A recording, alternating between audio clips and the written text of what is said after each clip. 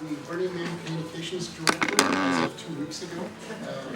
Thank you very much. All of that stuff. I'm gonna tell you something completely off the record that stays in the room here. In my I've been a burner, this will be my 18th year going out to the event. I've been doing media relations with Burning Man for probably 16 and a half years as a volunteer, as an unpaid volunteer. I just came on for the first time as a paid person 2 weeks ago. Woohoo for that. This is my personal opinion of what you heard Marion and Larry and all the other senior staff out there.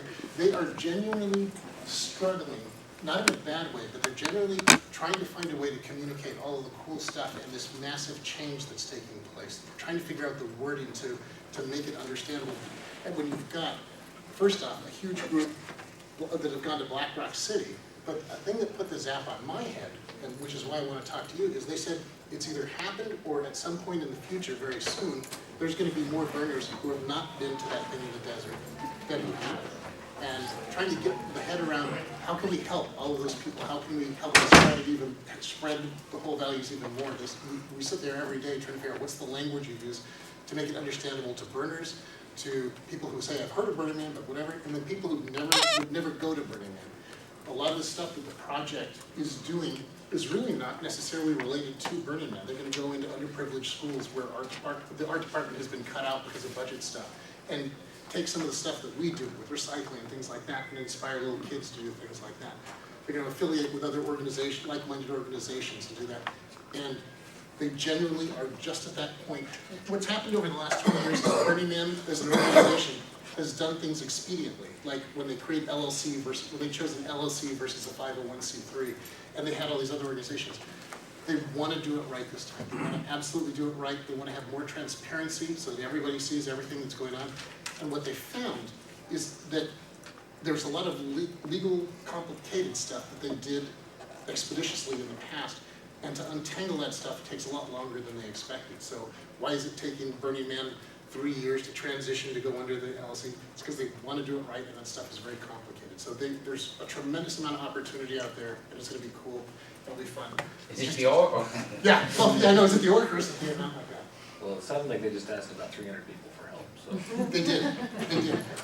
They are wide open to ideas, and they genuinely mean it. They see so much stuff that happens out in the regionals that they've never even thought of. And they're like, we've got to get this. And not only for ourselves as org sitting here floating in San Francisco, but to get it out to everybody else to say, hey, here's something to try. If you're looking for something to do or you're having a challenge with something, these guys over here just got through that. Talk to them. So it's like almost like it being a clearinghouse, or getting us out of the way entirely and just say, hey, you guys over here, talk to them because they've just lived through that. So they're really struggling with that, and they're very much open to ideas. How's that? Awesome. All right, let's get started. This is PR 101. We've been doing this thing together. It's like a roadshow we've been doing for the last 7 years. The idea behind this is for regional coordinators and event managers who come to this event who basically are going to be doing something and have decided that they want to take it beyond just the burner community, but to go out to the bigger community of people who aren't necessarily familiar with Burning Man.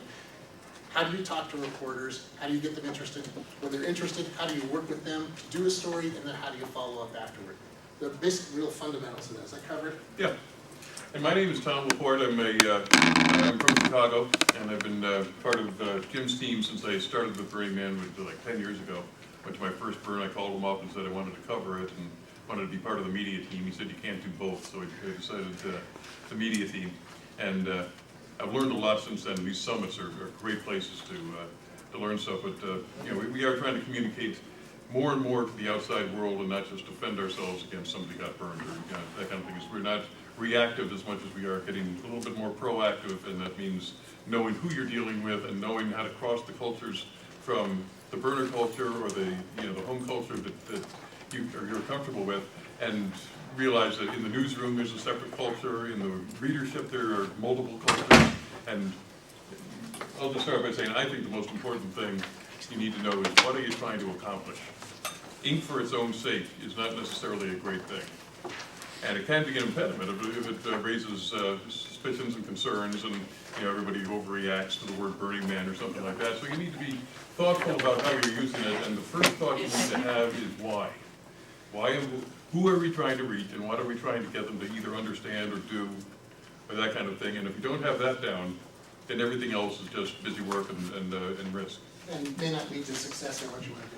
So I'm going to start with just an overview about reporters. I was a reporter for more than a dozen years, and it's short of being actually unemployed, reporting is about the least amount of money you can make doing something. So pretty much any reporter you're going to work with at a daily newspaper, or particularly at an alternative weekly, they have the crappiest salaries ever. These people are really underpaid. They are abused by management, since I've lived that.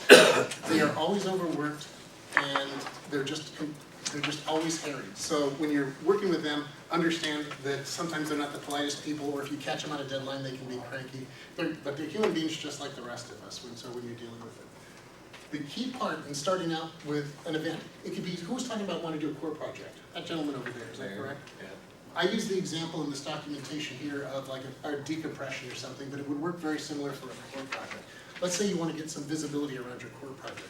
There's two key parts that you start off with when you're going to go after some publicity. The first thing is a pitch, and a pitch is different than a press release. A pitch is the email or the phone call that you make to the reporter to get them interested in finding out more about your event. And so I've got an example of a pitch in there. What you want to do is keep it to 3 paragraphs max, have the key amount of information in there. We're going to be doing a core project for Burning Man. There's going to be X number of local burners involved in this thing. We're going to start building at X, and we're going to transport it out here. Here's what it looks like. A graphical image of it, even if it's an artist concept, is fantastic. You want to keep it very quick. You want to send it. The most effective time is between 9 and 10:30 on a Monday morning, or if you can't do it then, 9 to 10:30 on a Tuesday. The significance of that time is that most reporters work on evening deadlines. When they come in the morning, it's like you get a cup of coffee, you've got all your spam from the weekend. By about 9:30, 10 o'clock in the morning, you've cleared that out, and you're sitting there thinking, all right, what am I going to write about? Your email comes in, it's like, hey, okay, I can check this out. A reporter will respond within 48 hours. If they haven't responded within 48 hours to something, you've missed that window, and you've got to think, am I going to go after them again, or am I going to look for somebody else related to them? This pitching holds true for print, radio, television.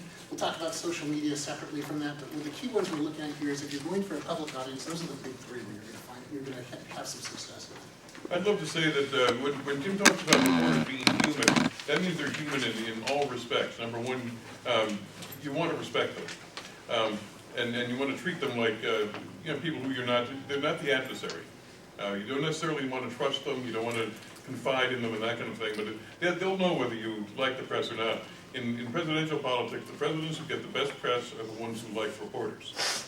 And if you're in a position where you're going to be dealing with the press, there's absolutely nothing wrong, long before you have the story, in saying, hey, can I come have a cup of coffee with you and find out a little bit more about your work, because we're doing some really cool things you might like to cover, but I want to give you what you need as you need, in a form that you need it.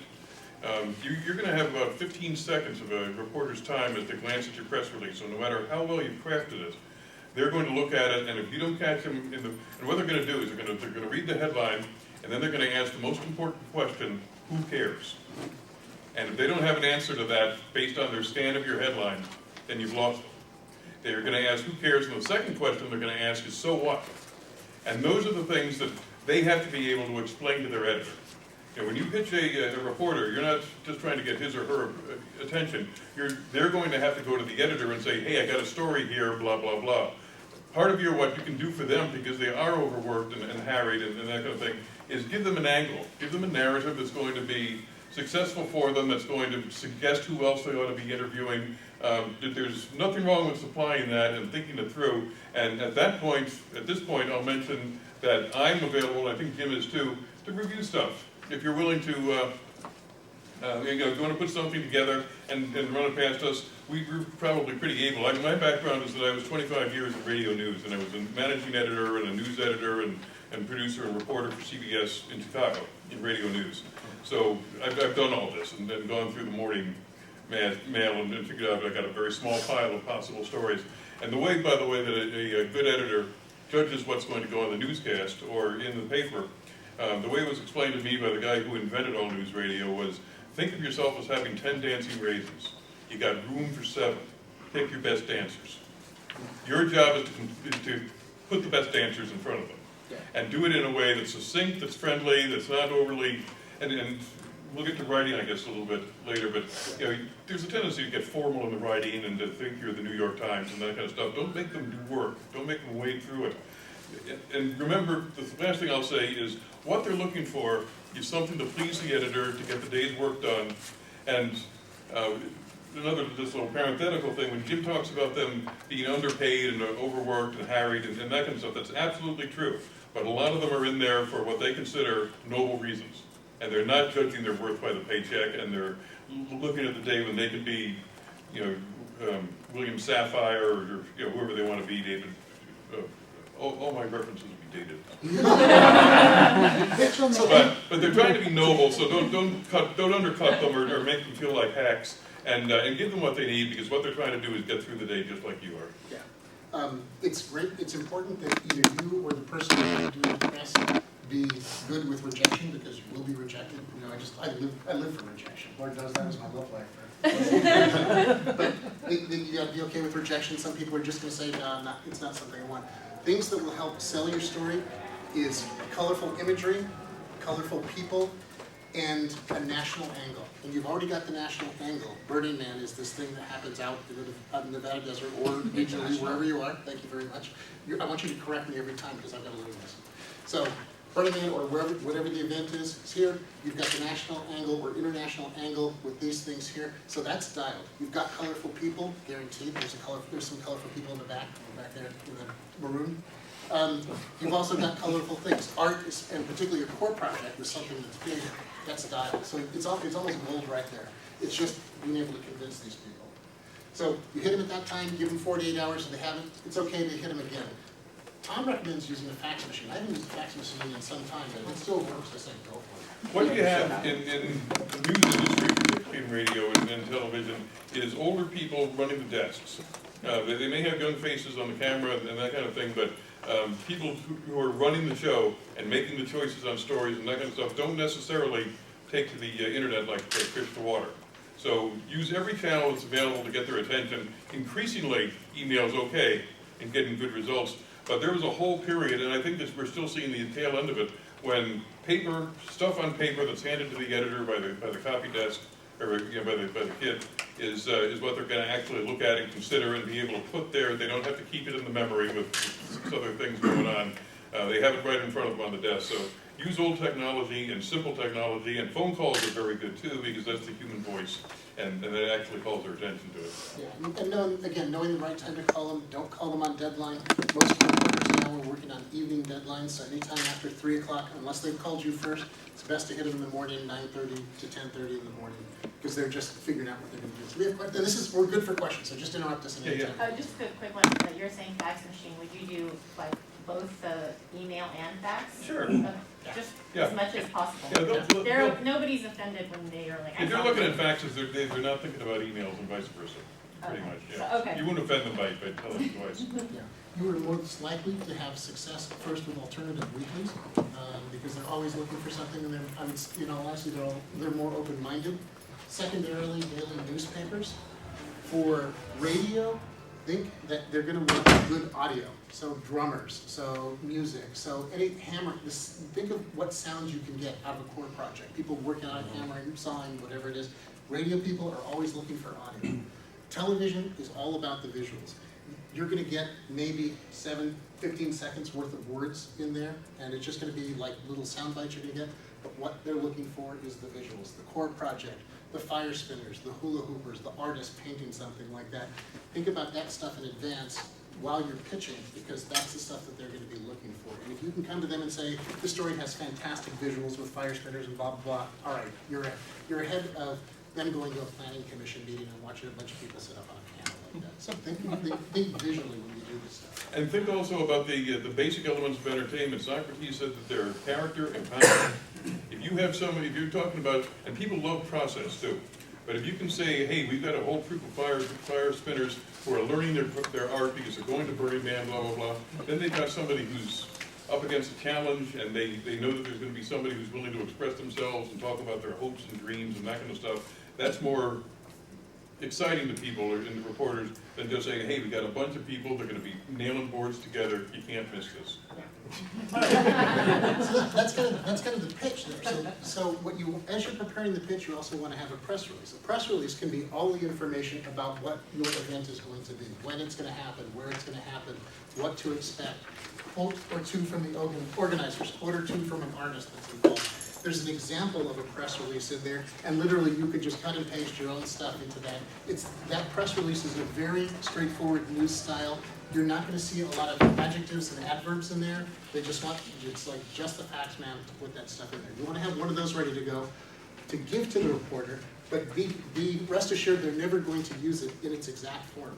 In my 12 plus years as a reporter, I only saw my press release reused verbatim one time. It was just by a very lazy reporter at a very small town newspaper. So they're just going to use that as a jumping off point. So basically send that stuff in. If you don't hear from someone in 48 hours, send it again. Or let's say if you've tried the arts reporter, you didn't get a response, try a general assignment reporter. The best thing to do is actually read the publication you're pitching, because you can see based on the stories that they're writing about, it's like, oh, that person right there, that'd be a good one to try. And you can find you should usually find their emails online.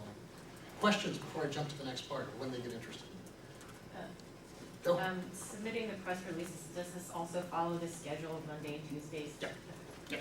Or you can have that there. You can send the press release with it, or what I'll typically do is I'll put the pitch at the top and the press release underneath it in the body. Don't send it as an attachment like a PDF. Just put it in the body of the thing itself, because they will forward things to other people. If it's not something I'm interested in, I might send it to her over there and say, hey, this is your beat, do you want to take a look It at it? doesn't matter how long that email may be. You just basically want the pitch to be succinct, Right. and so they'll look at that and they go, okay, this is cool, or no, I'm not interested. And then the press releases. You can put it underneath, yeah, you can put it underneath and you're good to go on something like that. And that's to get their attention and to interest them in the story. There are 2 or 3 different recipients, different recipient types, and they're not divided up just by media. I mean, the newspaper reporter has a different set of goals than the television reporter or the radio reporter. But within the newsroom, you also have the reporter, the editor, the assignment desk, the planning desk, and you'll have them looking around. You know, they might see it a week out and say, oh, this looks pretty good, I think I'll put it in the file.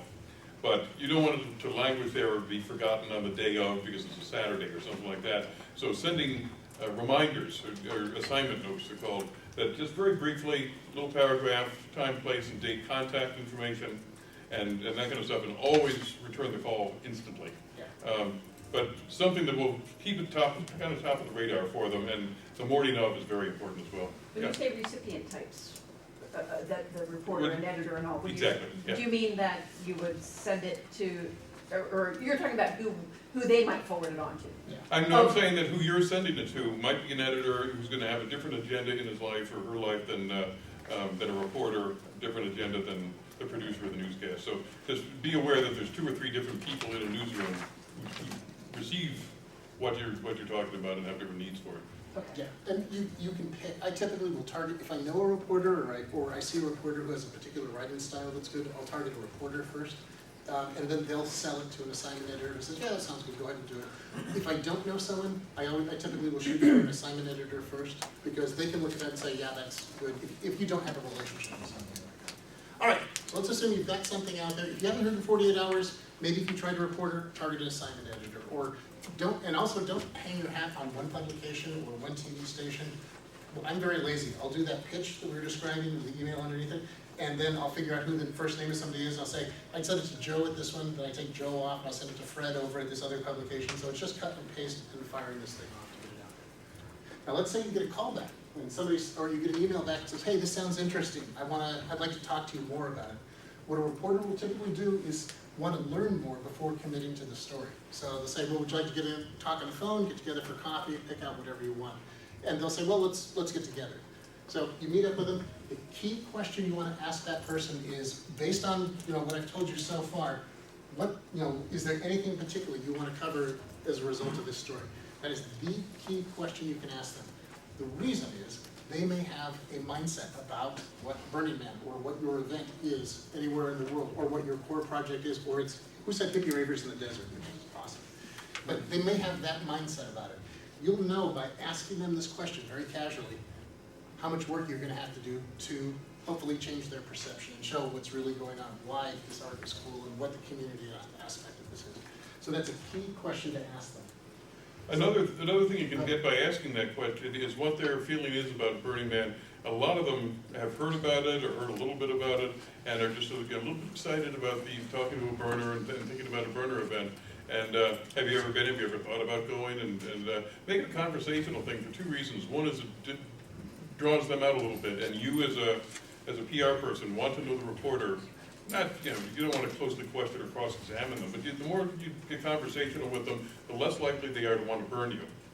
And the more you're able to read them. And you might say, if this is an arts reporter or somebody who's looking for general assignment stuff or civic stuff, you might say, hey, listen, we've got a really good burner community here in town. You got to come to a few of our events and that kind of stuff. And just build the rapport, and you won't find them crossing the line into friendship, and you shouldn't either. You shouldn't push it that way. But opening them up a little bit to it and knowing that even if they do think of it as a bunch of naked hippies in the desert, that might be something they're drawn to.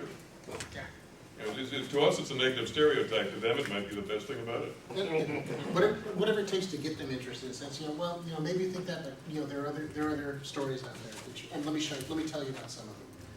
So once you've got someone interested in the story, what you typically become is the event coordinator, is the air traffic controller for how this is going to take place. They're typically going to look to you to be the spokesperson for the event itself, whether it's a core project or a decompression or whatever it is that you're doing. And they're going to ask you, well, who else can I talk to in the community? So if you've got people working on a core project, you say, well, let me pull together like 4 or 5 names and contact information for you to talk to. And I always like to do a mix of people, so I'll do like a fire spinner, because those are like a dime a dozen. Well, there'll be fire spinners in there. Awesome. One of the bands. You only have the most popular Oh, question, sorry. say who's the DJ in here. Yeah, who's a DJ? All right, but fire spinners are great. An artist is great. Somebody, just anything you need. But what you want to avoid are the crazy people in your view. And I'm sure we all have some of those. And if you are the crazy person, abilities are it. Another thing that you don't want to do is do a blast out to your email list. Hey, who wants to be interviewed by Channel 11? Because every crazy person, that's my crazy person bait. Call it the mothership. Exactly. So you as the regional coordinator, event organizer, want to be the person to handpick those 5 people. 5 people is always good, and a mix of people across the board for them to talk to. It's best to ask them in advance before you start pitching, because then you've got a good feel for it, and you're not running around the last minute trying to find somebody. So just say, hey, fire spinner, we're going to do this, or whatever it is you pick. Have their name properly spelled. I know that's crazy. Have their phone number. Have their email address. Have a 1-paragraph description of what they do, because this way the reporter can get a mental image of the types of people that he's going to be talking, he or she is going to be talking to. You're making their job as easy as humanly possible to create a great story. And they do want to, if they've got something like this, they actually do want to do a great story. I did some work with a Wall Street Journal reporter where I was doing some community activism on a story, and so I would provide them with a name, phone number, email address, and a 1-paragraph bio, not only on the people that I wanted to interview, who are on my side of this community issue, but also on the 3 people who are in the opposition. And I said, here's how you contact them as well. I specifically chose those 3 people, not because they were the best spokespeople, but because they hated talking to the press. And so you get handed a Wall Street Journal reporter, someone who hates them and thinks that they're part of the Illuminati, but just, you can't ask for better than that. All right, so so you've got these 5 people in advance of the reporter talking to them. You want to prepare them for being interviewed, whether it's on the phone, in person. A TV crew obviously will go in person because they want visuals. A radio person may do something over the phone, but may do it in person. A reporter will typically send a photographer out to get imagery, but a reporter may or may not come out. It's not uncommon to talk to a reporter on the phone and have them schedule a photographer to come out and shoot something. The questions you want your participants to be ready for before the reporter calls them is this. They always ask these. I guarantee you with 100% certainty, your money back guarantee. How long have you been going to the event? How did you hear about it? Tell me about your art installation, your performance, your theme camp, whatever it is that they're specifically doing. They always ask, what's the craziest thing you've ever seen at this event? Because they love controversy. And then I hear everybody goes out there to get naked and take drugs. Guaranteed they're going to ask that question. And so you want to prepare your people for those questions. We call it the D question. And I love this question. I always love this question. Before we get to it though, some do's and don'ts. When you're talking to them. Television, you're gonna get 7 to 14, 15 seconds tops on the air. If you get 15 seconds, that's a victory right there. But you wanna only come up with 3 things you wanna talk about a core project. There's X number of people involved, it has a community angle to it, whatever it is out there. We're not only building it for the event, but we're doing it somewhere else too. So if you're doing 2 different things like that, focus on the community is a great one. It's artistic, focus on the community, whatever unique angles. 3 things. That's the most a reporter is gonna remember. I speak from experience, I've got the attention span of a fruit fly, so that's what you're gonna get. Be succinct. Do not go into long-winded explanations of anything. Keep it very short. Radio, if you can say something in 1 or 2 sentences tops, stop talking, because they're just gonna use a very short part. Same for television.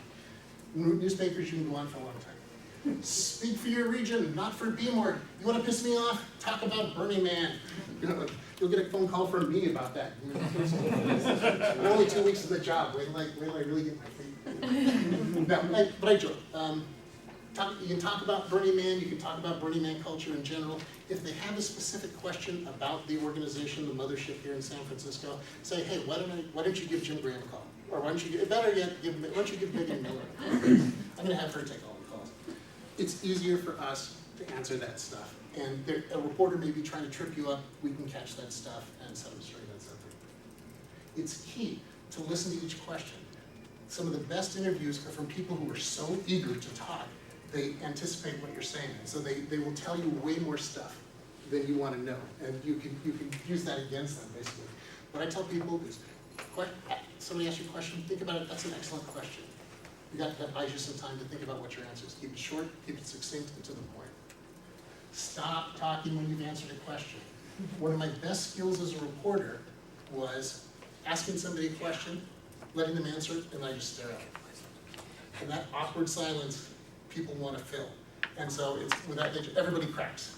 It may take 5 seconds, it may take 10 seconds, everybody cracks and starts talking more to fill the void. And that's where the good stuff is. That's what I Police do it, reporters do it, when you trust. Yes, exactly. This is key. I'm asking you this from all of us who've been reporters, respond to a reporter immediately. If a reporter calls you, they're always on deadline, and if you can get back to them within an hour. Waiting a day isn't gonna cut it. The deadline has probably already passed. If they've called you, they want something from you, it means you're getting a story, responding. I got a couple other things. One is practice if you've decided there's 2 or 3 things I want to get across here. Boil those things down to some nice sentences, to some things that are going to be quotable. And if there's something that you don't want quoted, make it a nice long sentence and twist and turn to a couple of coughs and that kind of stuff.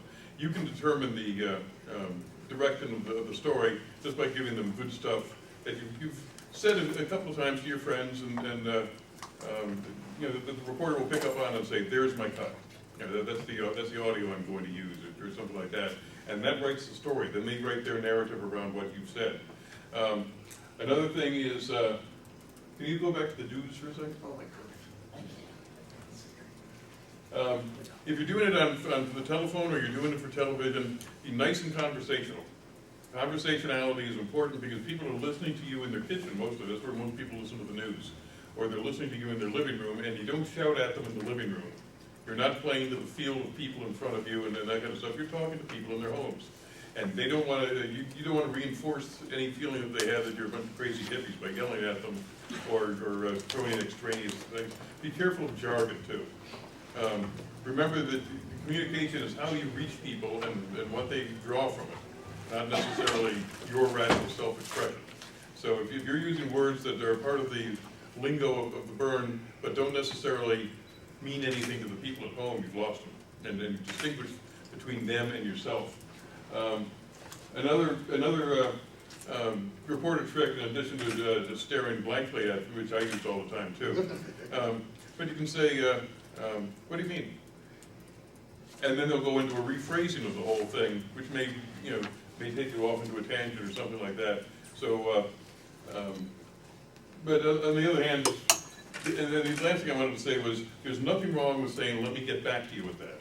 So responding immediately to the reporter's inquiry doesn't mean if you don't have a fact, make it up. And it doesn't mean no, and don't ever say no comment, by the way. You're cheating, you're getting ahead of the slides. Oh, it's all right. But there's nothing wrong with saying, hey, let me find that out for you, I don't know it, and don't tell them anything that you don't know to be true. I mean, if you mislead them one time or make a mistake on a fact, you've lost your credibility. They don't believe they can trust you anymore. You need to have the trust of the reporter, and if you find out that you made a mistake and quoted a wrong number or something like that, call them back immediately and correct it, because you want to save them the embarrassment of being wrong. But so your ability to work with them and their ability to trust you is absolutely key. Yeah, and it's all about reputation. If you don't have a reputation with someone, you're going to be building it from that first time you start with them. So if you're open and honest, and if you say, I can't say something, or I don't have that information, it's really just an opportunity for you to get back to them. Well, I'm boring you. I'm joking. All right, some of the don'ts. Don't speculate, guess, or have conjecture. Can I touch on that last sentence really fast? Absolutely. If you feed a reporter misinformation or something like that, even if you didn't mean to do it, that could come back and bite you in the community as well, if they run a story and they got bad information, Yes, so. absolutely. Yeah, you want It to. sounds like it's drawn from experience. What's that? Is that drawn from experience? Okay. All right. That out of my head. Don't speculate, conjecture, or guess. I'm dealing with an issue right now, 2 weeks into my position, where there is an organization that is trying to cause friction between the Burning Man and another organization, and is feeding them facts. And this reporter is trying to fact check this stuff with me. Well, what do you think would happen in a situation like that? I said, I can't speculate. I can't speculate about anything like this because it hasn't happened. In this case, I'm giving this reporter the most boring answers in the world, so I want to make it a non-story, so I'm giving really boring stuff. And the reporter hasn't called me back, so that's great. Never talk trash or be negative in general. We're positive. We're very forward and open looking. If you talk trash, that's ammunition the reporter can take to the other side and say, hey, they said this about you, blah, blah, blah, blah, blah, and start a fight going where there may not be one. And remember what we said about conflict being very entertaining, and it's good for the reporter, so if they can start a fight, they'll do it. Oh, I love that stuff. I used to live for that. All right, jargon, acronyms, or burner slang. The term burner is jargon. Most people don't know what a burner is. Exactly. So you can say, we call ourselves burners, and that's just basically a participant in the event. Burners because of this, and so they can understand that. But you can say participant, artist, whatever you choose, but burner is jargon. You want to keep that in mind. Does Burning Man have like a way that they want that defined? What's that? Does Burning Man actually have like a way that they want that defined? Do we? I don't know. I've only been here 2 weeks. Let me ask you. Say it again? Burner, What- is there? Does Burning Man have like a definition of like burner? A Like burner? How they want that defined, or? No, Okay, that's it. that's the short answer. Art participant, artist. Yeah, I was just curious. Never regard the reporter as your friend or an enemy. There's an individual former member of the organization who had a friend who was a reporter, and just over drinks and stuff, vented like we all typically do with friends after work. And the reporter did not quote that individual directly, but that took that information then to chase down other people to say, hey, I heard about this going on in the office, and blah, blah, blah, and a huge story comes out, and the individual who thought the reporter was the friend realized, shit, that came from me. And assumed it was a friend, assumed it was off the record. None of that stuff is off the record. Never lie. If you lie, they will find out. It's a given. A reporter, one of my best techniques, if I wanted to judge how honest somebody was being with me, I'd ask them a question I knew the answer to that was kind of controversial, and I'd see how they answered it. And if they lied to me, I knew if they're going to lie to me about this, they're going to lie to me about something else. So they're automatically on the defensive, like that. So don't lie. It's better to say, not something I can talk about, where we are right now. Never say don't comment, but you say, I just can't say anything about that right now. There's plenty of opportunity to say that. I'm going to recommend to everybody you never go off the record with a reporter. There are all kinds of rules you can negotiate with a reporter on whether to go off the record. The easiest thing is don't do it. Just say, I'm not going to tell you anything I wouldn't expect to see in print. It's the easiest way to deal with an issue like that. If you have a long-term relationship with a reporter, you've worked for them, you know they're trustworthy, the options open up. But for some, if you're new to it, never done it before, just don't even go there. I think that's absolutely right, but on the other hand, if you do know a reporter pretty well, and you can save them the trouble of having to dig it, you don't necessarily, let's say somebody's been injured or something like that, and the reporter calls up having heard rumors and saying, oh, I heard 3 people were taken to the hospital and that kind of stuff. It may not be your place to give out any information or anything like that. I deal with this in Chicago all the time. I'm the water department. And if streets and sanitation or transportation is the lead agency answering a question, I can't be quoted doing it, but if I know the reporter well enough, I'll say, hey, let's go off the record for just a second. And if I know the reporter well and I trust him or her and they've got credibility because of their longevity or the paper that they work for and that kind of stuff, I'll go off the record a little bit and say, let's go off the record, they'll say yes, and that allows me to talk to them and just say, hey, this isn't a story. And I don't want to be quoted saying, hey, this isn't a story, especially when like, you got injured. I want to just be able to guide them and have them realize that I'm a trustworthy source of information, and then I say, now we can go back on the record, or if you need that on the record, let me check with the mayor's office or whatever. So there are times when just to treat them with respect, you're going off the record. Now, you got to be careful on that, as Jim said. If you go off the record, that means they can't quote you. That doesn't mean they can't have their ears perk up and run around getting the story some other way. So you're not protecting yourself from that story being reported by taking them off the record. You're telling them what the story is and then inviting them to go find it from some other source. It's clear it comes from you anyway. Well, you gotta be very They said they mentioned the quote and it wasn't connected to the Burning Man, but the thing that they wrote sounded exactly like the way my friends talk. And as soon as you read it, you were just like, Oh yeah. Yes. it's like, I don't need to write it. Yeah. That's always a big danger.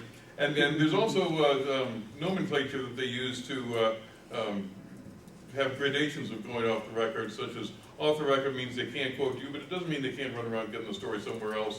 Deep background is used in diplomatic circles as you can use it, but you can't say it came from me, and that kind of thing. So be careful, and if you're making any arrangement with a reporter, if you know them well enough to make an arrangement, and be very cautious on that, make it before you say the thing. There's no back. You can't put anything off the record after it's been uttered. Yeah. You can't go, oh, that was off the record, by the way. I've been known to go through very many gradations of off the record. You can use this, but don't give any indication in the description of how you got this that it sounds like it came from this client that I'm representing, and they'll get that. But I mean, these are things that I have relationships with. Some techniques. With newspapers, if you're sitting down with a reporter, you can actually write your messages down and just have them right there in front of you. And I even, with all my time doing it, will put them right there in front of me because I enjoy what I'm talking about. I may get so excited about it, I'll forget something, so go, let me check. Okay, got everything I've got here. Oh, I forgot this thing, let me tell you about that. And they're cool with that. They don't mind bringing the material there. If I'm meeting a reporter who's never been to an event or Burning Man for the first time, I will typically bring my Camelback with me because it's got all my crap in it that I typically take to the desert. I say pretty much everyone has one of these things because you've got medical stuff, you're hydrating, you've got little gifts, stuff like that. I will typically give a reporter a copy of some sort of Burning Man video or some video imagery of it. You can only say so much with words. I've been partial to using Aquabird, which is now getting to be an older film around the 2003 timeframe. But it shows the fun of what the event in the desert. If you've got something international where you've done film clips or something like that, anything on a thumb drive or a DVD or something like that, visuals help them structure. Great YouTube clips out there. Yeah. There's been such great good ones coming in the last couple of years. So. And I would pick because there's some crappy. Oh yeah, no, don't say just go look it up on YouTube. No. It's like here's. Here's some, and I also use one thing when you're doing URLs in an email, take them down to tiny URL because if you use YouTube isn't so bad, but there are other ones where if you have a gigantic URL, it'll break them and then the link won't work. So I always try to use tiny URL or some other URL condenser. Gentleman in the pink. Oh yeah, just one thing that worked at Element 11 in Utah was giving them a copy of your What, Where, When guide. Awesome. Which would have, all of our key points, 10 principles, because you're going to be rattling it off and, memories are short, as you said. Oh yeah, absolutely. Any printed material that they can scan through, if I was a reporter and somebody gave me stuff, I would read everything. The woman in the back there gives me a gigantic folder of crap to read every weekend, and I go through everything because I report and I read it all. And I highlight this stuff too. But be careful that your who, what, when guide isn't written by a committee who put their tongue firmly in their cheek and wrote all kinds of suggested double entendres and that kind of stuff. Be smart about it. But if there's a banana blowjob concept, Yeah. if it's in your schedule, that's in the what, where, when guide. I That mean, I doesn't mean you guess have to that's. serve it to them. Yeah. What, okay, Find something, you might be able to find something else. okay. Radio can actually be fun, because the radio people are always looking for audio, so if you can provide them with some sort of audio, it can be fun. If they're interviewing you, we call it a phoner, PR people call it phoners. If you're into a phoner, I highly recommend using a landline as opposed to your cell phone. A landline can be, I actually have an old Princess phone from the 1980s, one of the little things that is like avocado green. The sound quality from a landline is so much better than a cell phone. Even the VoIP phones that we have now are actually pretty good. You can get CD quality out of those things. You really don't want to use a cell phone because it makes you sound like you're in a war zone. Didn't you, Megan, do one and it sounded like, oh, and she's got a mouthful of food. Of course I have a mouthful of food. Go ahead, tell. I actually used, it was, what was the second thing you said? It was the Landline? kind of phones we have at the office, which are, Voiceover? yeah, and it was terrible. So I'll I'm yell at gonna Larry. use the old school I'll landline. talk to Larry about that. I'll get this fixed. So far, it's not good. Yeah, some of them, but I guess Burning Man's cheap. Some are, let's put it this way, some are better than others. If you can find a landline, it's always better than a cell phone. Cell phone always sounds crappy. And lastly, for TV, dress nicely, get a haircut, hippie, practice your key messages. I will probably be the only person at Burning Man that has a press shirt and a suit coat hanging, in my camp, ready to go. Because if the shit hits the fan, they don't want to see me with wild hair and a dashiki or anything like that. I'm gonna look professional for the serious stuff. I think I wear a dress. I pretty much wear a dress shirt every single freaking day in the office. Clean wig? Yeah, a wig would be great, so if the hair But seriously, if you're doing an event and something goes bad, you don't want to look like a crazy person. You want to be the authority figure that's going to be up there in front of the camera saying somebody was injured, somebody was killed, drug overdose, cops raped, whatever it is that happens. So always have at least a nice shirt handy somewhere close by. You want to, let me do the last one. You want to practice your key messages. You have one of two options on TV. They're either shooting live or they're pre-recording something. If they're recording something for use that they're going to edit later, you've got a little bit easier of an effort. If something goes south and they're shooting for the 5 o'clock or 6 o'clock news or 11 o'clock news, you've got one chance to do it live. And you better hit those key messages directly. And we have some discussion of key messages in there, so go ahead. There's nothing wrong with having a couple of people able to do the speaking. It may be you, but you may be running around trying to figure out where the cameras are going to be, or dealing with reporter questions, or trying to interface with your counterpart at the police department, or whatever it is. And I don't mean to get too much into crisis stuff here, but you may find that the lead of the event is the person who ought to be doing the speaking. That's the person who needs to look sharp and be presentable and that kind of thing, and be comfortable in front of the cameras and talk, know what to say and not say in front of other officials. So be ready to train the person who you think could be having to speak in one circumstance or another. Be very conversational in radio. Every medium creates illusions, and the illusion of radio is people talking intimately to each other and other people listening in. The illusion of television is the third dimension, and the fourth wall and that kind of thing. But your ability to come across personably and be calm and confident in your message is going to be absolutely key to how it's received. Yeah, these are included in the document as well, different types of messaging you can use. The difference between an anecdote, let me tell you about something that happened out there, an example, let me give you an example of how the gift economy works. I guarantee you, unless a reporter has been out to Burning Man, they have no concept of the difference between barter and gift. So, you will say the word gift, they will hear the word barter. And so it behooves you to say, well, let me give you an example of how the gift economy works. That will start to change their opinion, or at least sensitize them that there's something different than barter that they talk about. Analogies, that's my standard analogy up there, Disneyland, Mad Max in Las Vegas. And then graphic imagery. Graphic imagery is fantastic for radio because it paints a mental picture for the people who are listening in. So you can think about this stuff in advance and just have them ready to go. All right. Any questions? We're just powering through this stuff, so if there's any questions, please jump in on that. How to royally botch an interview. Be unprepared. No key messages. over-answering, using jargon, thinking it's conversation, forgetting about body language. I'm gonna start with the last one from a personal experience. I used to be the head of media operations for Lockheed Martin in Sunnyvale, California.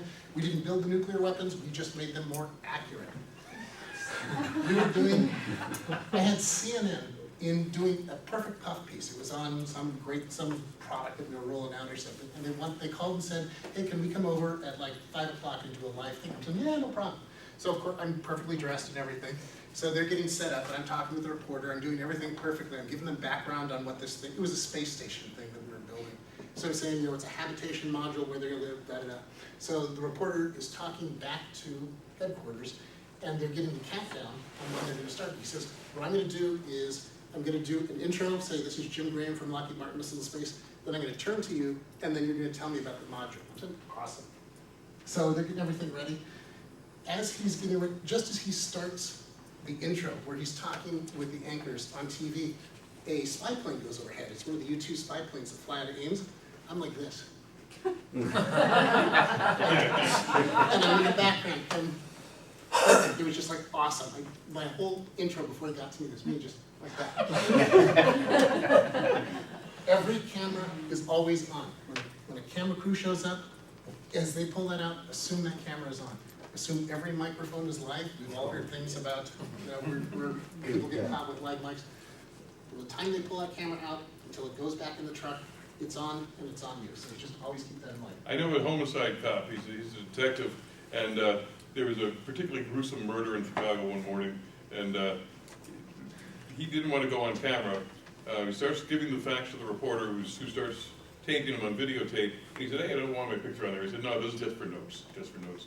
Mm-hmm. And so he continued on and explained things to the guy. Turns on the 9 o'clock news that night and sees his picture on the screen, and he had been, some other cop in the station house had just had a baby, so this guy is gesturing with a bubblegum cigar while he's explaining about this horrible death that's just taken place. And he never talked to a reporter again, but don't always, even if they say it's not going to be used, they may not have control of it. Yes. I've had one instance when I was at Lockheed with a Fox News crew. Hey. When they got out, and we just done a layoff of something like 2,000 people. But the guy says, well, let me get some background first before we do this. And the cameraman was standing, roughly where he was. He had the camera in his hand. I looked down and the red light was on. And I said, you guys are out. I'm not talking to you. I mean, I see what he's doing. That's unethical. And I specifically said, that's unethical, and I pointed at the camera so that if they use that, the TV viewers would see that they were doing something dirty like that. I said, I'd have been happy to talk to you, but you're doing that, that's unethical. No idea. They will do that on occasions.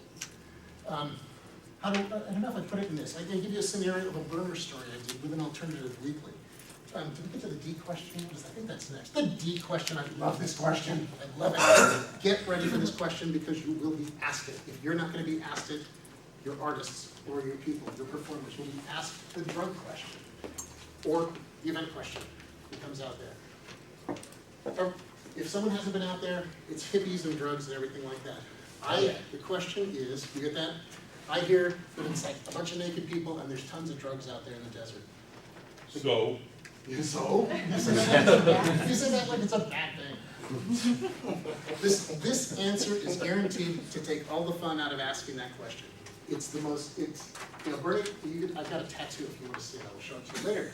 Burning Man does not condone illegal activity. There are multiple law enforcement agencies at the event, and I'm of the opinion if you do something illegal and get caught, you deserve whatever happens. Kills it, right there. Like, what are you gonna do? If you're gonna have your people interviewed by the press, you want your people to memorize that answer too. And I'm gonna give you a real world example of how I got burned. Yeah. That's a cool one. I was the regional coordinator for Santa Cruz, and one of the alternative weeklies wanted to do a story on Burning Man. I said, cool. And so they brought on a reporter, they brought on a photographer. I get this question. And it's like, I give them that answer. They're like, oh, okay. So I had 5 artists that I wanted them to interview. And I said, heads up, I physically called each of them. I said, heads up, you're gonna be asked the drug question. How do you answer that? And they all repeated that to me. I said, excellent. So they go interview all of them. All of the artists got back to me and said, yep, they asked me that question. And I said, did you give the answer? And they said, yeah, great. So what does the magazine do? So now I know they're really focused on the drug. They'll do the art stuff, but I know they're focused on the drug angle. What do? The photographer assigned to that story, who came out and shot everybody, had also been out to Burning Man. They interview him as an anonymous source, and he says, oh man, everybody out there is taking drugs, I was nude all the time, blah, blah, blah. The reason I knew it was him is that he told me exactly that. Is that he told me almost, like you knew that guy Josh did it, I knew he did it. I had the photographer blacklisted from the burner community because our people were ready to hunt down that individual and kill him for ruining it for everybody else. And I just said, you can leave the community or I tell everybody that you were the one who did it. And he says, okay, so we banished him from that. I was pissed because it ruined all the grapevine with all the rest of the story. They just wanted to do the drugs. You got a question? Yeah, so what if, say one of the, artists they want to interview is, one of those people who tends to be far too principled about these things. It's like, well, I don't believe that, this should be illegal or whatever. Just scratch them off your list for being interviewed. Then if they're wanting to put that, their personal feelings above the message, then I guess. Choose your most homely. Try coaching them, and then it's not about everything you believe, and it's not about expressing your soul because there's a microphone in your face.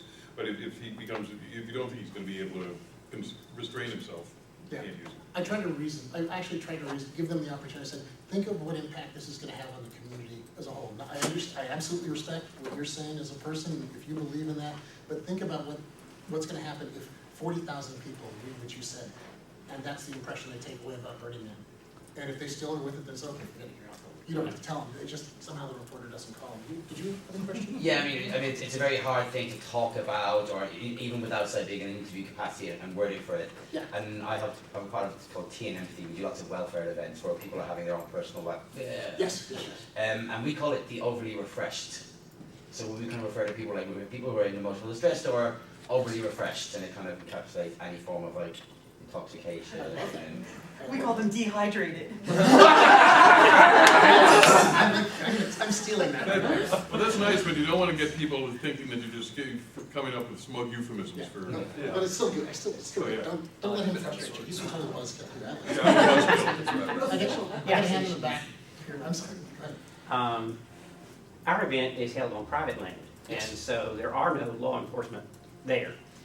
So we can't say there's multiple law enforcement agencies and we're happy. So the only thing we could say is we don't condone illegal activity. What else can we say to anything get illegal the message? in the world is illegal here. Mm-hmm. Right. We haven't left the United States, and so we don't condone Or in some illegal cases, activity. Right. Yeah, it is. I don't condone any illegal. We don't. Yep. What we put out on our survival guide is you are expected to follow all state and federal laws that are still That's right. applicable at the Yeah. event, and then you're just being generic and you're leaving, That's something we could say. We could say, We transformers, put that in our survival lets guide. all participants know Yes. that they're expected to follow all state and federal laws, Right. and that's all you got to say. That's our. Right. It's also to cover your ass. Right. Yeah, it covers your ass. There's Miller in the back. That's what I was gonna say. I often use the line, all local, state, and federal laws apply in Black Rock City. Mhm. Yeah. Everything applies. And I don't condone it. You get caught, serves you right. you are responsible for familiarizing yourself with Spanish law if you're Yes. in the country. Exactly. Go. So you mentioned they like to focus on the drug and nudity angle. I mean, obviously this is just dealing with the drug thing. Nudity may or may not be illegal in some places. Do they actually bother focusing on that, or they're just all excited about drugs? Because let's face it, everyone loves not wearing pants. But okay, some people love that. When they go to sleep. Yeah, but Put 4 I don't years know, on the next you'll just kind of shirt. ignore it because there's always been there's always this big hedonistic orgy in the desert kind of angle. I try to make that question a boring one. And I'll say, if you don't focus, 5%, there's a small percentage of people who you might see topless out there or anything, but after 3 days in the desert, you're not seeing anything, you really want to look at it. It's just it's hot out there, it's dirty. It's not, I don't use the word titillation, but I try to make it as boring as possible. Go ahead. An answer that worked well for us was that we are a radically expressive community and everybody expresses themselves in their way. And for some person that may mean I'm going to walk down the middle of the street stark naked, but you don't see everybody doing that. Mm-hmm. And that it focuses it more on the individual and how they are expressing themselves. Excellent. And what you just heard Jim talk about was what I was saying before. Make it a boring answer make it, partial sentences and that kind of stuff. It's not terribly quotable, and you'll do better. And what you were talking about is, that's not really the point of the event. There are a small number of people who express themselves in that fashion, but it's not something that the community's focused on or we care much about. It's not the point of the event. Yeah. We're gonna help, let me get some, there's some. I also just, when I'm describing to people, I say, well, you're gonna see more, you see more nudity at spring break for college, for instance. Oh, that's cool. Yeah, it's just not I'm the gonna have to start going to spring break then. there's quite a bit. There's something, go. Yeah, for us, located in the Bible Belt, the N question is probably a heck of a lot more explosive than the D question. Really? Yeah, the truth is, Interesting. just being able to, say, no, there's only 5% of us walk around naked. That's all they hear is naked. That's the only word that goes into their mind. Yeah. That's, they don't care if naked means sex, sex means drug. The whole bacchanal, Satan, everything is. So. Before we get to, how would you deal with that? The end question. I'm asking you. I don't know how to do that. You gotta diffuse that in some way, but you can't lie. Yeah, you can't lie. No. Can you perhaps emphasize the spectrum of costuming? And say, well, you see tutus, people wearing bat wings, marching band uniform pieces are real popular, and just kind of I guess you could do that. And fold it in. The principle being make it boring. Redirect them onto the costumes. There's all kinds of expression out there, and some of the interesting ones I've seen are tutus and all that kind of stuff. Just don't really ever use the word naked, nude, or anything like that. You don't have to answer the question they've asked. Right, yeah. That's a really interesting question. There's all kinds of self-expression in the world. Mm-hmm. Period. And now you haven't addressed the question, you haven't, if they want to write it and say it's an indirect answer, that's fine. But you can just show respect for the question and then answer something completely different. Yeah, I was thinking that was probably the best way to do it. It's a technique called bridging. There's a whole range of things to see, because that's what's asking for. A whole range of stuff out there, so you bridge from one thing. I guess politicians do it all the time. Yeah. And there's some examples of how to do bridging in there. From when they're asking you one question and you decide you don't want to answer it, there's a simple technique for. So that's the way to do it. Just bridge over to costumes, expression, and this sort of stuff, and avoid N words.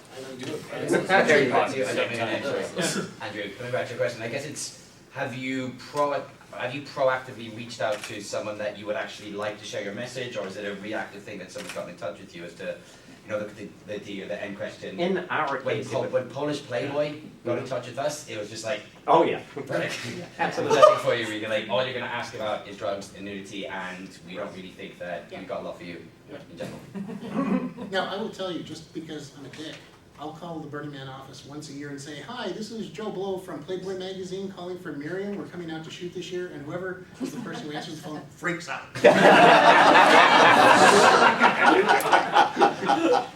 Are we okay on time? Yeah. So you might have answered that phone. Okay. Let's see, was there anybody else that we skipped over? Anybody we kind of dialed up? Go ahead. I was going to say a phrase that we use, at least that we're using with the county right now, is there may be some incidental nudity, and then you segue on to a whole different subject. Yeah, that's a perfect way to do it. We're in rural Texas, so it's the same it's thing. got the same problem, right? Exactly. You told the Germans nudity is not a thing. There it is. Germans have no I problem. tripped, fell, and my pants fell off. It's something, I'm going to add that we talked about this a little bit more in the 201 portion, but a key technique you want to remember is don't answer with something that they're trying to position on you. I hear people are saying that there's a lot of nudity out there. What you'd say is, there's not a lot of nudity out there, there's blah, blah, blah. You've acknowledged that thing. I made that mistake in 1999 for Burning Man in a story that appeared in Salon magazine. 1999, as many of you will recall, wasn't the ticket fiasco, it was the porta potty fiasco when there were mountains of poop in these things. The Salon reporter said, people are saying that was a total disaster. How did I respond? I said, I didn't see it as a total disaster, and I stopped because I realized what I'd done. And I said, you're going to use that, aren't you? She says, oh yeah. I said, will you at least allow me to bridge and say this other part about how we responded to it once it got bad? He goes, oh sure, because he's got the thing that he wants. And so I still have that quote, and I call it up every once in a while to remind myself, don't repeat a bad thing. don't repeat it back. How did you word it to cover it back up, though? What's that? When you do have to play catch-up, how did you reword it to do the bridge? What we have done is, after the event, we realized it was a total disaster, and there was, everybody had gotten together, the organization had gotten together and said, all right, based on the growth of the event, we had a new deployment plan for a lot more porta potties, a lot more trucks coming in, the septic trucks coming in to do that. So we've got a plan in place to take care of this for the next year. But I repeated that thing, and that was like, the whole story was on poop, was the Burning Man poop story. And it was a great story. The funny part of the story. Did you get, yeah.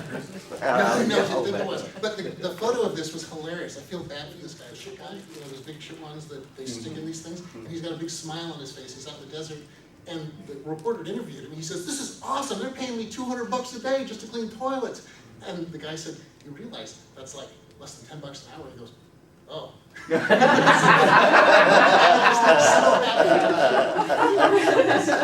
then, of course, there's my quote right there on it. So I know that reporter said, "This is just the awesomest story." By the way, if you're talking to a reporter, or you stumble over your words or something like that, or you suddenly feel something coming out of your mouth that you'd like to interrupt, go ahead and say, "Hey, can I start this over?" And they'll always say yes. I mean, they're not going to play that mistake. So just asking, "Can you say something over if you've stumbled," is totally acceptable. Yeah, I did that with an NBC crew at Lockheed again. They were asking me to describe a new theater ballistic missile interceptor system that Lockheed had designed.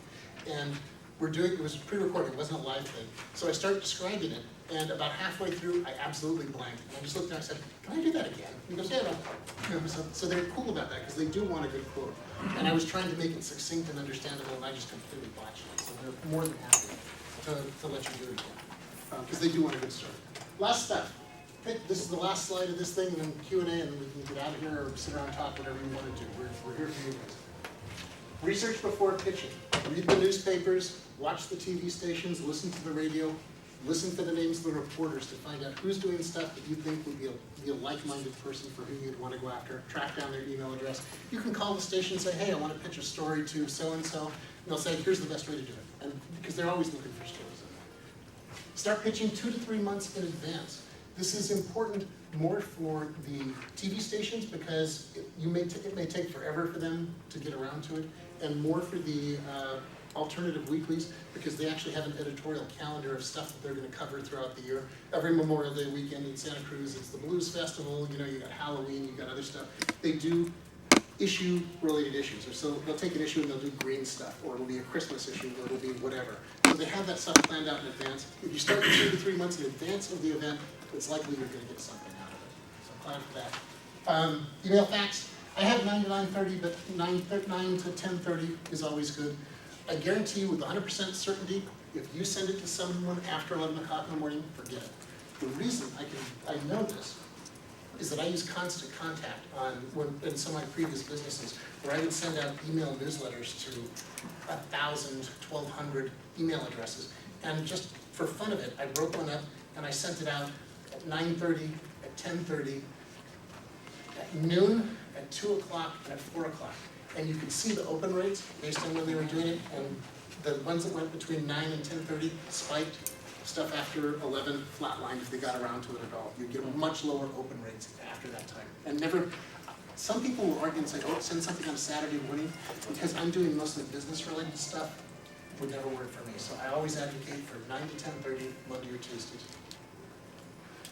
Somebody had a hand? No, are you sure? You haven't asked a question yet. You're awfully quiet on your face. Quiet. That's my 48 hours, pitch again, another reporter. I always like to follow up, because if you're good at what you're doing, you've already talked to your artist and said, "Hey, have they called you?" "Oh yeah, blah, blah, blah, blah, blah." So you know who they've talked to already. So after they've talked to most of those people, they're going to call back or shoot an email and say, "Hey, just checking in, is there anything else you need that I can help with?" And they will often have a couple of questions. Or on the rare instance, they'll say, "I'm writing this part, let me read it back to you and tell me if it still sounds great." You're not going to get them to give you the entire story in advance. That is so infrequent to have that happen. Of course, last year I said that, and some guy said, "Yeah, they do it to me all the time." It's like, go. Right. Question, if you're trying to draw interest for somebody to write a nice piece on your event, Yes. would you offer them a gift ticket? Yes, we can. I, as a reporter, would even though my company had a policy of saying, up to $25 or something like that, I would never take anything. I would always pay. I'd always pay for Burning Man stuff, even though, I would help out and volunteer stuff. I always paid because I didn't want even the remotest possibility of someone to say, you wrote a puff piece because they gave you a free ticket. Different, go ahead. Well, there's a couple of other aspects to that. One is, if you give them a ticket having given your road answer to D question, and they show up and they suddenly see that, D question was kind of not fully answered. But they can write something that you don't want to say. Plus, there's a nice defense in just the fact that tickets sell out so fast these days. 20 minutes into the tickets going on sale, they're gone. So these reporters generally won't have the industry and the ability to get there and cover it. So what do you need them for? And again, that goes back to the question of why do you need the coverage? If you're just doing it to get your name in the paper, you're completely beside the point.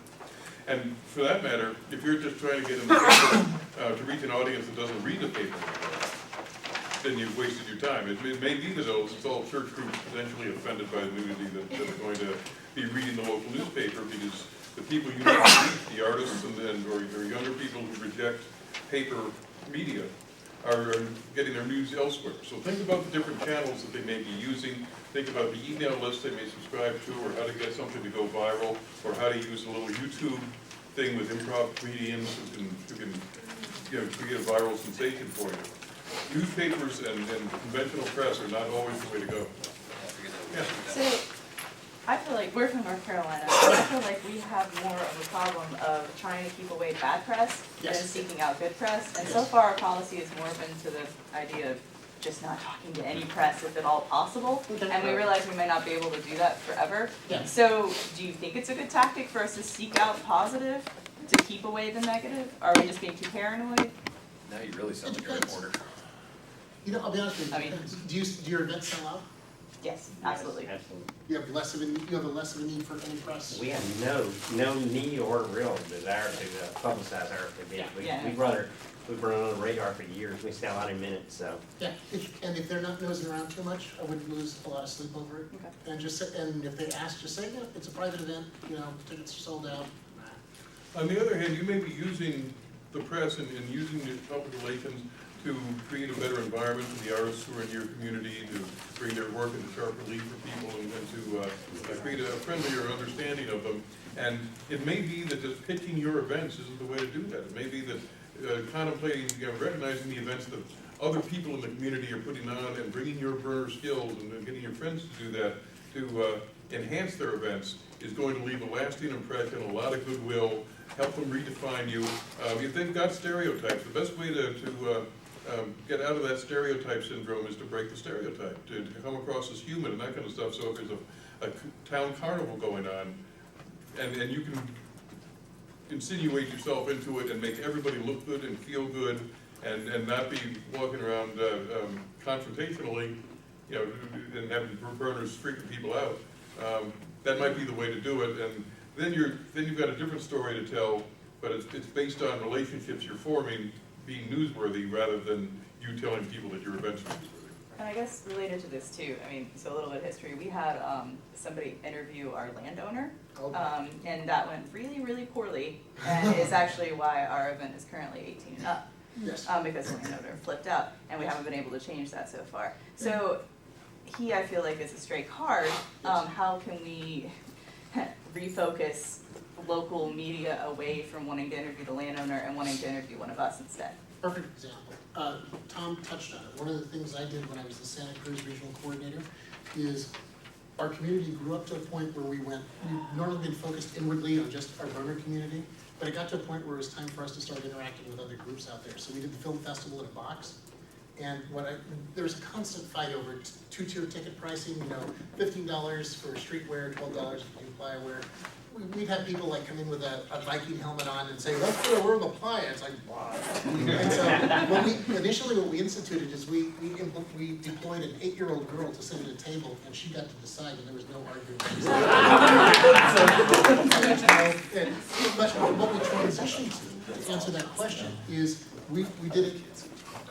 $15 if you wanna come in, doesn't matter what you're wearing, $12 if you bring 3 cans of food, which we would donate to Second Harvest Food Bank. And so, we talked about that, Second Harvest Food Bank in Santa Cruz is a marketing machine, so they cranked up the publicity that the local Burning Man community is helping, Second Harvest Food Bank.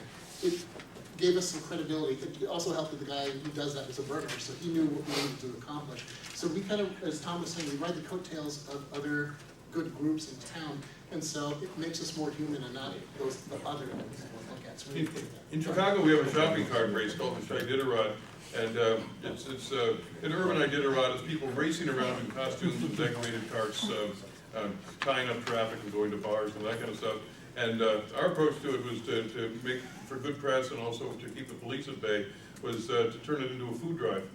And say everybody's got to show up at the finish line with food for the poor. And it worked. We are now known as the largest mobile food drive in the country. So we're wrapping up, so it's open to questions, whatever you guys want to do at this point, it's yours. Go ahead. All right, this is kind of a sticky one. Oh, is this stump the speakers? I love this part of the show.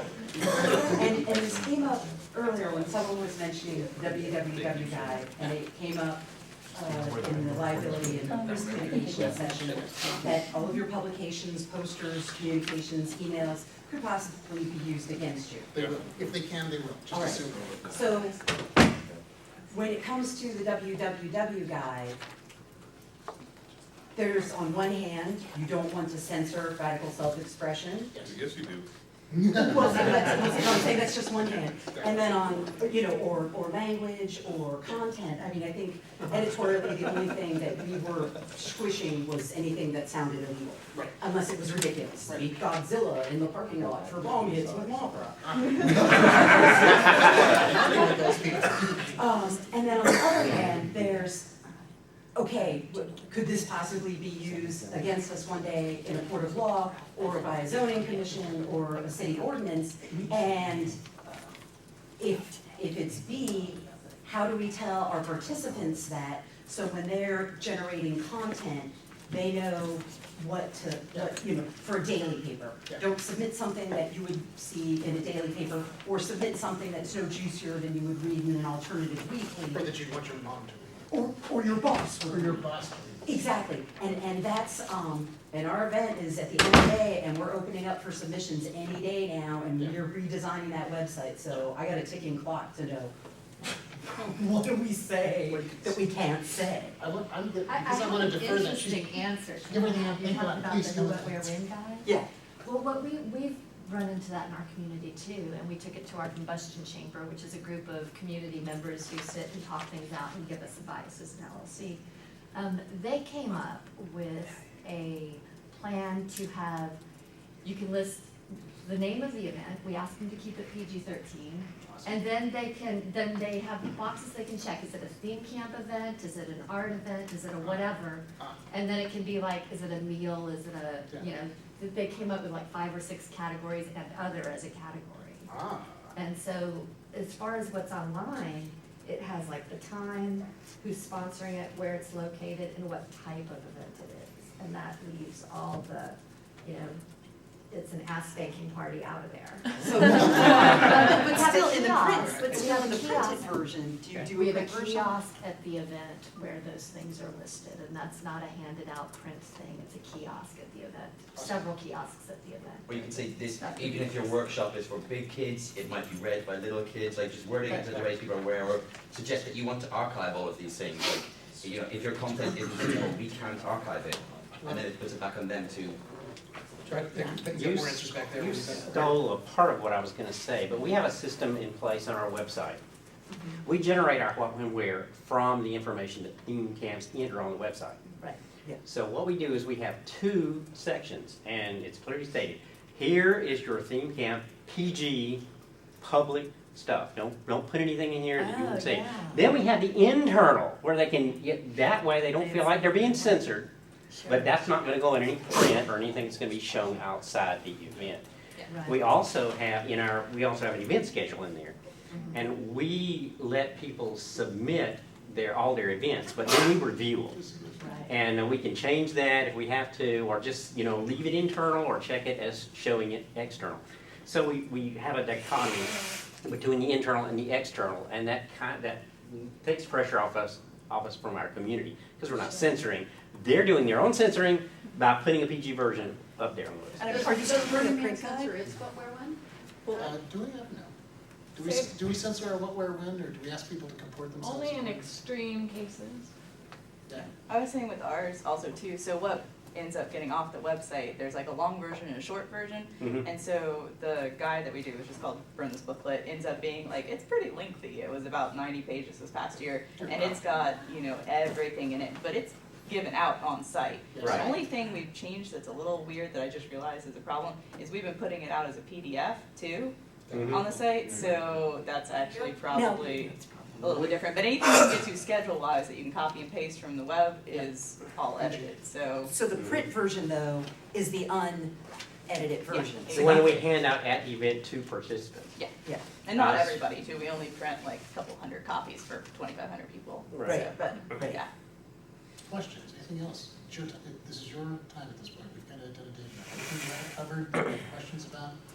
What do you think is the biggest mistake that you can make with the report? Like, what's the one thing that you should not say? The biggest mistake is not to be prepared. Here's my worst story about not being prepared. Lockheed I've been working for a month on a secret team within Lockheed. There's gonna be a Lockheed Martin Marietta merger.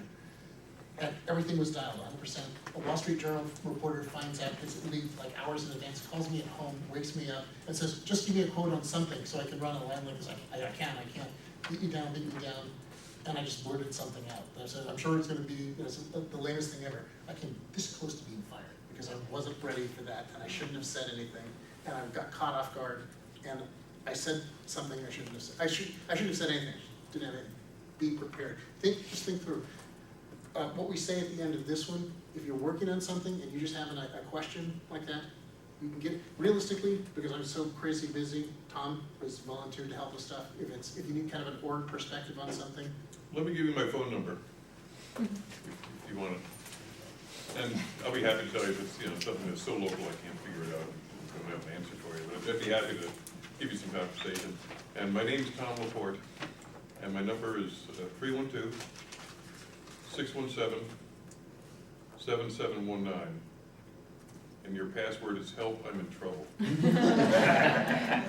Seriously, if you want to try a pitch, or you want to rehearse a little bit, or just get some comfort level with dealing with the press, I think you're absolutely right. Being unprepared is a mortal, cardinal problem. An equal problem is being so uncomfortable that you regard the press as an enemy, or you go into a siege mentality and that kind of stuff if they're taking an interest. So if you want to talk it through and just have some conversation, I'm certainly available. Yeah, Tom is I see you back there. Tom is fantastic about this. In kind of my new role as the head of this stuff, I'm just so slammed with things around the event. I'm not as useful as I used to be in that. I'm far more useful than him. So I guess my thing with that is, how do you prepare if you're in a, God forbid, emergency situation where the tomorrow will show up? That's fine. Okay, got it. Spoilers! Yes. I'm flying out, so he's recording. Okay, and we will talk about the real situations that real regionals have dealt with. Yeah. It's not a question, but it's just a little anecdote. Yeah. The most interesting and best coverage we got about nowhere recently was, do you know the Daily Mail? Oh, yeah. It's horrible paper, I fucking hate it. Yeah. I hate the Daily Mail. And for some reason, whoever wrote the rough guide, like the travel book, the rough guide, top 10 places to visit in the world, nowhere was in there for some reason. I have no idea why or who this person is, and it's up there with Margate, and like most major cities are dropped off it, all the like wonders of the world are scrapped off it. For some reason, nowhere is there. And we got all these newspapers around the world being like, why would they pick this? It's a crappy little thing in Spain. It's not as good as Burning Man. Here's Burning Man. The cities were really disgusted that they selected nowhere, which is great. And then even the Daily Mail was like, we don't know why they picked some town called Nowhere in Spain. Participants did this. You've had your hand up. Well, I just wanted to ask, I'm not going to be able to attend tomorrow's workshop. Could I get a handout from you guys? It's in there. A lot of it's Oh, in it's there. in here. Yeah, Okay. don't say it out loud because then they won't come tomorrow. Oh, I'm sorry. We have two. I've already got to choose between two events for every slot. We'll have, I've tweaked the Yeah, that's PowerPoint, one so of the PowerPoint here, everything in the PowerPoint is in that, I guarantee you. It's just like we just distilled it down from what's in the thing, so. Has anybody had any, I'm starting, there's no presence in West Virginia where I'm from, and so I'm gonna be building, I'm hoping to be the regional and contact. And so has anybody, where I live in West Virginia is the only little liberal enclave in a very conservative state. Has anybody ever spoken to an inviting newspaper, you know, somebody, a newspaper that really gets more what we're doing, and then had it picked up by conservative media? Yeah. And I guess there's nothing you can do about that. Yes, I've worked with a lot of political candidates, and there's, for newer political candidates, there's trepidation to say anything or take a controversial stand because they say, well, they're gonna beat me up. I said, they're gonna beat you up anyway, so just get out there and say what you believe in. And by the way, yeah, when you read the story, two things on this. One is don't expect them to send you a copy of the story afterwards any more than they're gonna let you see it in advance. And that goes for TV and radio too. They just don't do it and shouldn't have to. Second, don't overread something about yourself. It may be necessary, even if they get a few facts wrong or something like that, think through, do I really want to respond to this or do I need to respond to it? If you do, then be very thoughtful about how you do it. You can be called if you want. But there's other things that if you don't address it again, it's just a blip on the radar, everybody moves on to something else. People tend to overread how they're quoted and what's said, and the reporter's trying to get it right. You know, and if you refuse to talk to a reporter, you have no complaint if they don't give you, if they don't do your side of the story. That's not their job, is to investigate so they can make you look good. So just, you know, don't overread it. Everybody reads it with the tenacity of a lawyer, and you really could, everybody else glances. We done? I have